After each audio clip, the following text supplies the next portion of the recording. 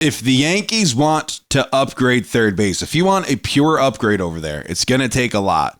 I'm seeing Josh Jung's name being thrown around. It's going to take a lot to get a guy like that.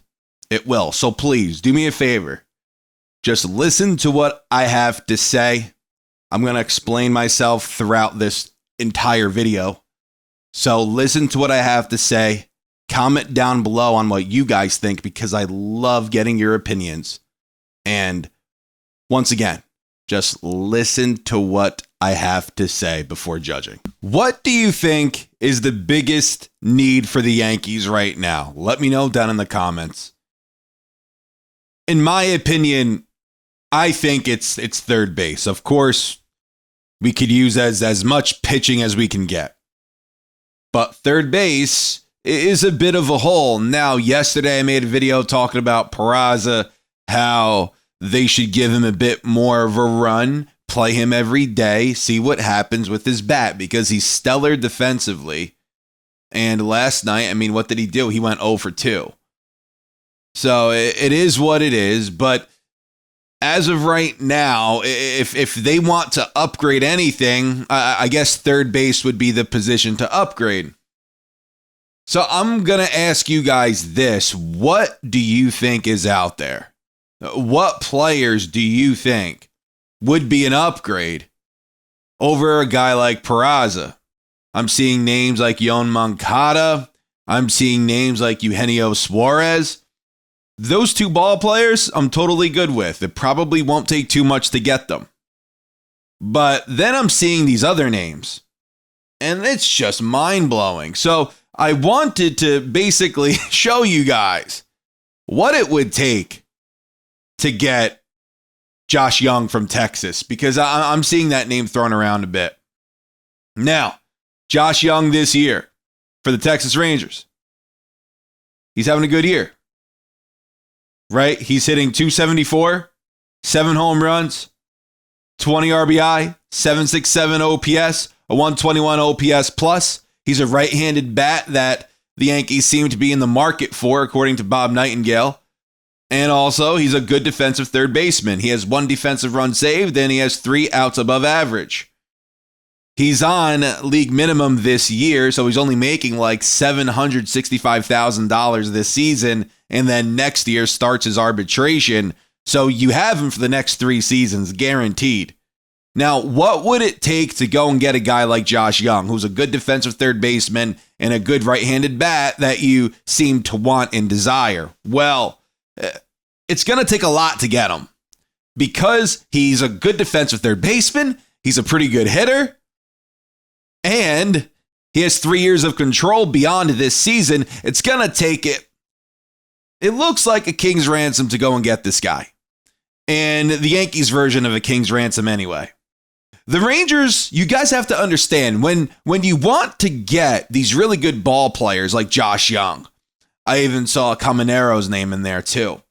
When you guys really want these great players, and listen, I would love to have them as well, you're going to have to trade a lot. It's not like you're going to have to trade away one kid from low A and then you have this ball player. No, it's going to be a lot. Now, for a guy like Suarez, it won't be as much. For a guy like Moncada, it won't be as much. But for a guy like Josh Jung, it's going to be for a lot. And the Rangers, they're going to want George Lombard Jr. to head that trade. If I'm the Yankees, I'm just right then and there. I'm like, do you know what? I want to see what I have in Lombard. I don't want to do it. But I want to show you guys what a potential Josh Jung trade would look like. And it's ridiculous. So, George Lombard going to Texas, Roderick Arias going to Texas, and then Cam Schlittler going to Texas for Josh Jung. That would get the deal done. That's equal value to Josh Jung. As I said, I'm not moving George Lombard. Now, if you still want Josh Jung and you want to keep George Lombard Jr., okay, there might be an avenue for you there, but it's going to cost you a lot more prospect capital. It's going to cost you, again, Roderick Arias. And the reason why I put him in both of these trades is because you're losing a guy like Josh Jung over there at third base. You have Semien, who's not having a good year at all, and he's a little older. Corey Seager gets hurt. So put in a guy like Lombard and Arias in the same deal. You have your future third baseman or shortstop, whichever position you want to put him at in George Lombard Jr. Then you have another guy, if he turns out to be something, in Roderick Arias, that you could use for short or second base or wherever you want. So that's why it makes sense for Texas to go and maybe get a couple of infielders. And that's even more of a reason why they wouldn't trade Josh Jung away, because they kind of need him. So here's the other deal. Roderick Arias, Cam Schlittler, Spencer Jones, Rafael Flores, Henry Lalane, and Ben Hess. They would all have to go for Josh Jung. Now, that ain't happening. That's way too much. But that's equal value to Josh Jung. Do you guys understand what I'm saying? Do you understand what it would take to go and get him? And please don't mention Dominguez. That's so silly. Don't mention Dominguez. Please.